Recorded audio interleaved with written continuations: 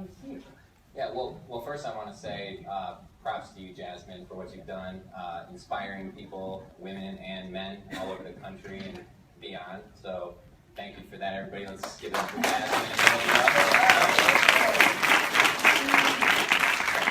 Okay, so I've been a drug law reform and cannabis law reform activist since I was about 21. I've been an entrepreneur even longer. Back in 1999, I started J-Wear Hemp Clothing Company, and it was mainly an activist t-shirt line, cannabis activist t-shirt line made of hemp and organic cotton. I also made other products. They would have messages on them, basic ones like legalize hemp, and it was kind of blended together so it could be kind of conservative. Two shirts that said, would have like the planet Earth on it and then say save the planet, but we would cross out the E, save the plant.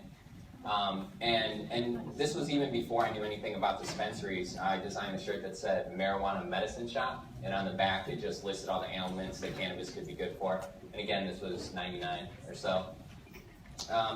That business, even though I lived in Illinois my whole life, up until about 7 years ago, I traveled around the country and sometimes to Amsterdam and met some of the earliest pioneers in the cannabis industry.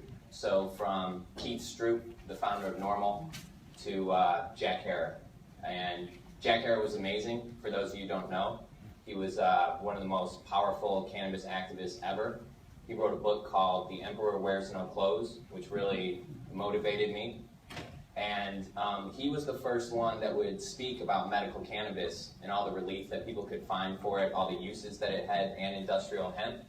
And even the strongest cannabis advocates thought Jack was crazy. And they thought that he was overdoing it, and that there weren't this many medical conditions that could be cured with it or assisted with. He used to scream in Washington, D.C. on the streets. I mean, he would be loud, he would be at conferences. So it was great to work around him. He would sell his book at booths next to mine, sometimes at my booth, hang out with him, smoke with him a little bit, and was really inspired. Another highlight of that time was in 2000 or 99, we went to the High Times Cannabis Cup. We decided to make hemp sweaters and gloves, which ended up being perfect because it was freezing at the Cannabis Cup.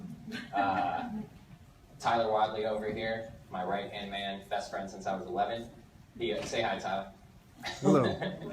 He went with me and we hauled all the clothes over there in a bunch of bags. And then when we got there, we realized they might come after us for like customs or something. And Tyler reminded me how like it went through the X-ray and the machine was broken. And they were like, oh, just go through. So we didn't really know, but we got through. We got our stuff over there. And it was such a hit that we ended up winning a High Times Cannabis Cup award for Best New Hemp Product. So that was inspiring. But the business wasn't really sustainable. And I had just had a child with my wife, and I decided to focus on a retail store back in Illinois.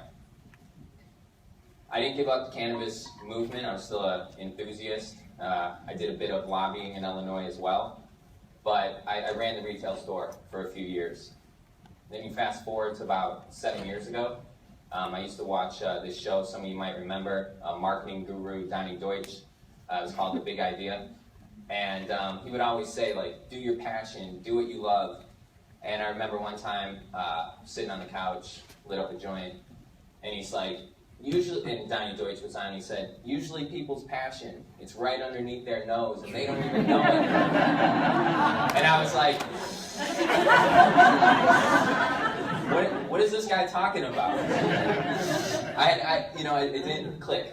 And a few days later, CNBC did a special, and it was called Marijuana Inc., and it was with people that were somehow associated with the cannabis industry. And one man in particular really stood out to me, and it was Richard Lee, who is, again, a pioneer in the cannabis industry. Started Oakland Cannabis Buyers Club, Bulldog Cafe, Amsterdam University, which is still there today, and he even put up, I think, $1 million of his own money to legalize cannabis in California in 2010. So even though it didn't go through, it really sparked what we see today, the legalization that we see today. So I remember Richard Lee was on there, and he said, when he said, last year I paid $500,000 to the federal government in taxes, that's when the light bulb went off. And I thought, this is a real business out there. Like, people are really doing this, I'm doing it. And so I went and I told my wife, I said, hey, we're moving to California to get in the cannabis industry. And she was really taken back. She has a big family. We never talked about moving. She didn't want to leave. And so later that night, I saw her, and she was crying. And that's very rare. She doesn't do that often. And I said, what's wrong? And she said, well, the problem is, I know you're serious, and we're going to be moving to California. So you go out there, you make it work, and then we'll come out there after. So again, Tyler and I, we get on a plane. We go to where do we go? Amsterdam University.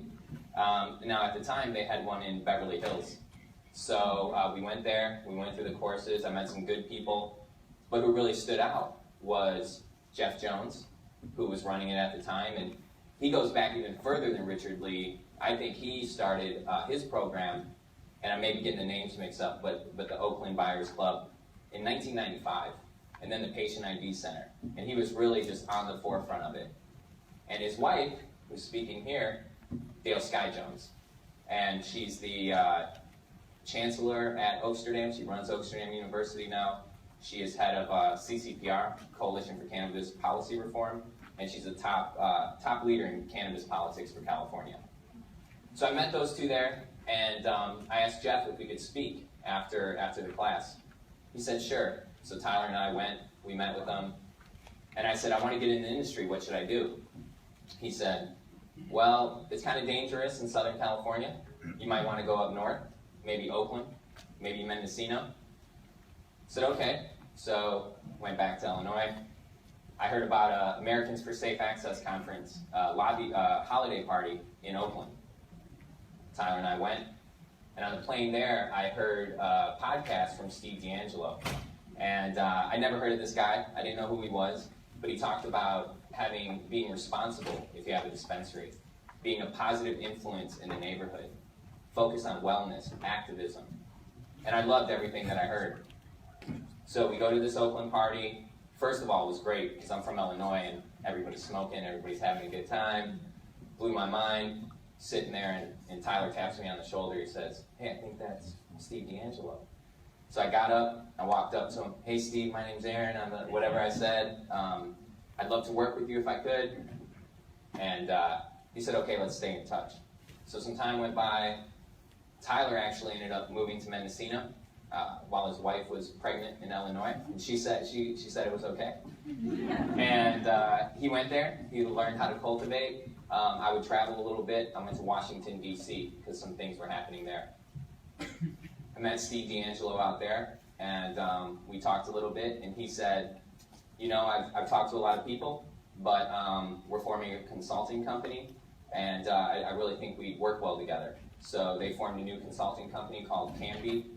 It was Steve and 4 other of what I consider the top leaders in the cannabis industry still to this day. They took me under their wing. They taught me a lot about being a responsible dispensary owner. Most of these they were all in Northern California, and I took that model. We looked at opening in Washington, D.C. or in Los Angeles, and it seemed at the time that Los Angeles was the place to be. So we focused on LA. I found Buds and Roses, which was pretty much an unknown dispensary. I think sales for the year before I got there was $40,000 for the year. And that's what I did. I took over the board, became the president, and that's how I ended up at Buds and Roses. Wow. That's